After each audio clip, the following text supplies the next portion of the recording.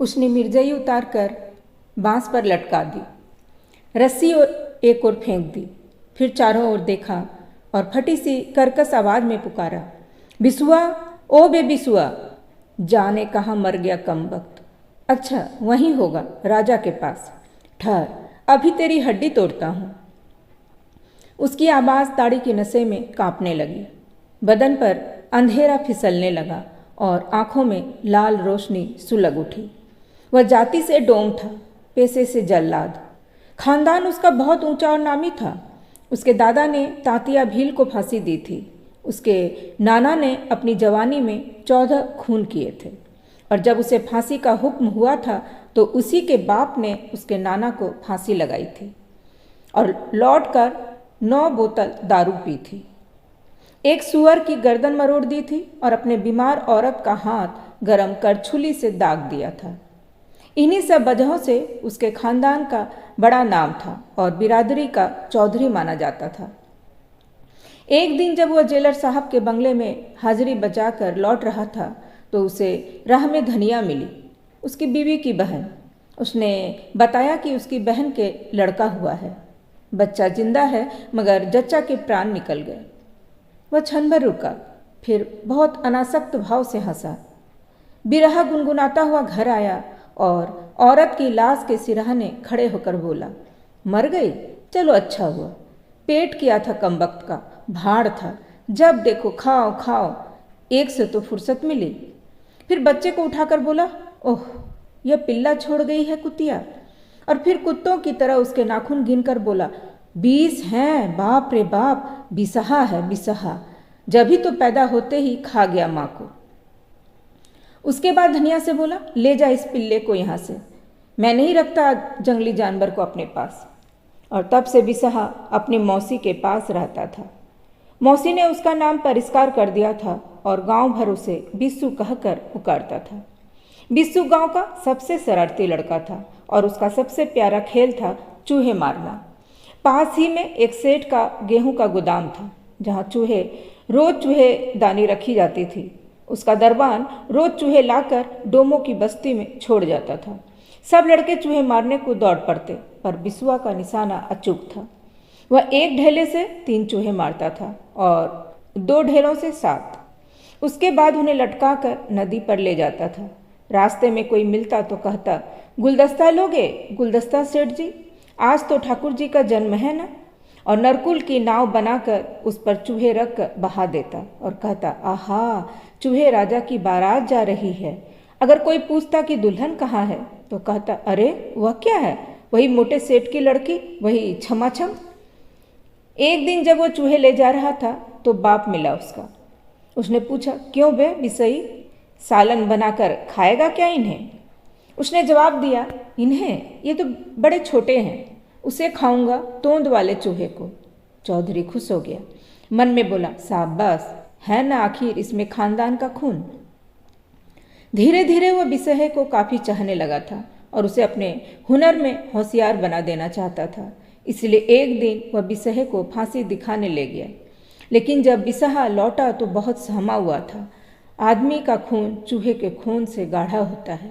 वह धनिया की गोद में मुंह छिपाकर बहुत रोया। रात को सोते सोते चीख पड़ा और बाप के पास जाने में डरने लगा। चूहे मारने की कौन कहे, वह उनकी ओर देखता भी नहीं था। दिन भर या तो नदी किनारे नरकुल के जहाड़ में लेटकर बांसुरी बजाता या चौधरी के बाड़े में सुअरों के पास पड़ा सोता रहता था। चौधरी ने उसके ये रंग ढंग देखे तो बहुत बिगड़ा और बोला, कमबख्त दोगला निकल गया। मेरा लड़का होता तो डोम होता, यह तो बाभन है बाभन, हरजाई की संतान बाभन, छी।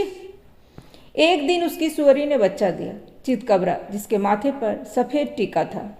चौधरी ने उसे उठाकर प्यार करते हुए कहा, अरे यह राजा होगा, मेरा राजा बेटा। उसे झुलाते हुए बोला। धनिया बोली, बाहरे चौधरी, तुम्हारा तो दिमाग खराब हो गया, कहीं सुअर भी राजा होते हैं। चौधरी बिगड़ गया, देख औरत जात होकर जवान मत लड़ाया कर, अकिल न सौर चली है शास्त्रास्त्र करने। अरे राजा लोग सुअर होते हैं तो सुअर क्यों राजा नहीं हो सकते? मेरा तो राजा बेटा है। उसके बाद कैदी को तंबाकू पहुंचाने के एवज में उसे 12 आने पैसे मिले थे, जिसमें वह एक घुंघरू वाला पट्टा ले आया और उसे पहना कर बोला, देख री, अपने पिल्ले से मना कर दे, मेरे राजा बेटा के साथ न रहा करे, नहीं तो इसे भी बिगाड़ देगा। लेकिन बिस्वा मौका पाने पर बाड़े में घुस आता था और घंटों राजा को खिलाता रहता था। आज जब चौधरी ने आवाज़ दी तो वहीं था।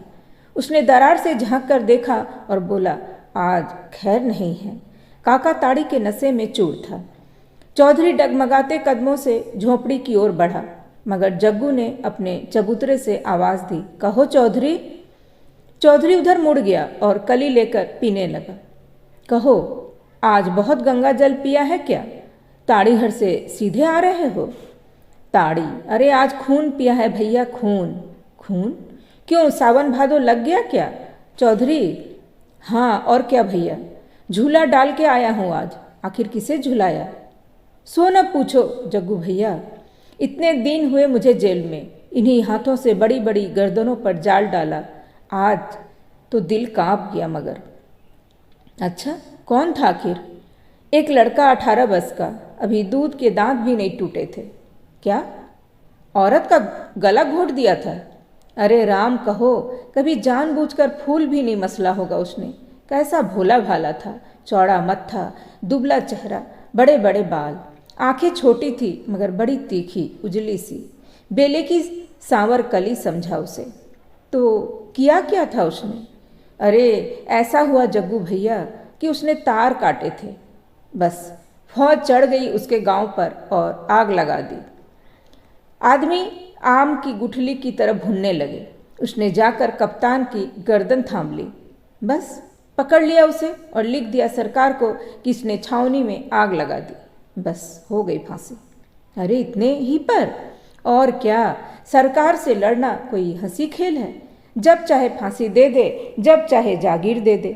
लेकिन भैया गजब का निडर था वह लड़का। जब फांसी चढ़ने आया तो कलेक्टर को देखकर बोला, इस छावनी में तो आग नहीं लगाई, मगर वहीं की छावनी में आग लगाने जा रहा हूँ, उसकी छावनी में जो हिंदुस्तान में घास फूस पैदा है। सुपरडेंट साहब ने पूछा, तेरी आखिरी ख्वाहिश क्या है? तो हंसकर बोला, अगला जन्म में तुम्हारा सगा भाई बनूं, तब तुम फांसी दो। साहब ने मुंह फेर कर रुमाल निकाल लिया, फिर मेरी ओर देख कर बोला, देर क्यों करते हो पुरोहित जी, जल्दी कंगन बांधो। लगन टल गई तो बस मेरा हाथ कांप गया। पहले तो लगा जैसे आंख में आंसू आने वाले हैं, फिर मैंने दिल कड़ा करके सोचा, अरे आंसू वांसू तो सब बड़े आदमियों के चोंचले होते हैं।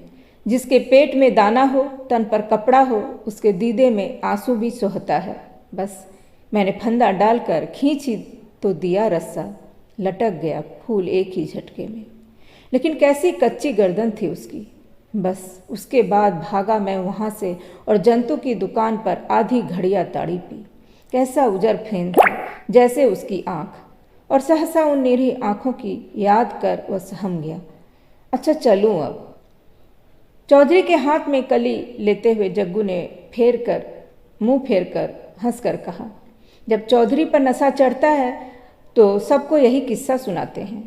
पिछले 6 साल में कम से कम दर्जन बार तो कहा होगा, और रोज यही कहते हैं कि आज उसे लटकाया है। राम जाने कोई भूत प्रेत है कि रोज जी उठता है और रोज चौधरी उसे लटकाते हैं। चौधरी मूर पड़ा। उसने आग्नेय दृष्टि से जग्गू की ओर देखा और बोला, मामा के बेटवे हो, खून का रिश्ता है, नहीं तो हम क्या झूठ बोलते हैं। हाँ, 6 साल पहले फांसी पर लटकाया था, पर आज देखा तो जिस कप्तान ने उसे फांसी पर लटकाया था वह वर्दी तमगा साजे सुपरडेंट बन के आया है। उसके साथ कोई गांधी टोपी वाला भी था, उसका रिश्तेदार। बस भैया मैंने सलाम के लिए हाथ उठाया तो लगा कि जैसे फिर उसकी लाश उठा लाया हूँ और फिर लाश के गंदे में फंदा छोड़ रहा हूँ। बताओ, ईमान धर्म से बताओ, हमने झूठ कहा था कि आज उसे लटकाया? हम नशे में हैं। ठहर बे बिस्वा, ओ बिस्वा। इतने में उसने देखा कि बिस्वा चुप्पे से बाड़े में से निकल कर जा रहा था।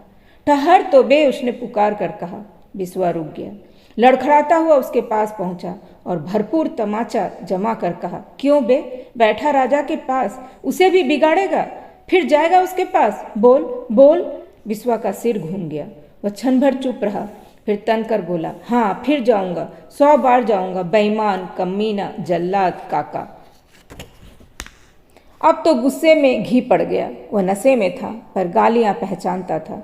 बेईमान, कमीना तक तो गनीमत थी, यह विशेषण बड़े बड़े आदमियों पर लगता था, मगर जल्लाद, वह जल्लाद था। उसने उठाई रस्सी और सड़ासड़ कई निशान बिस्वा की पीठ पर बन गए।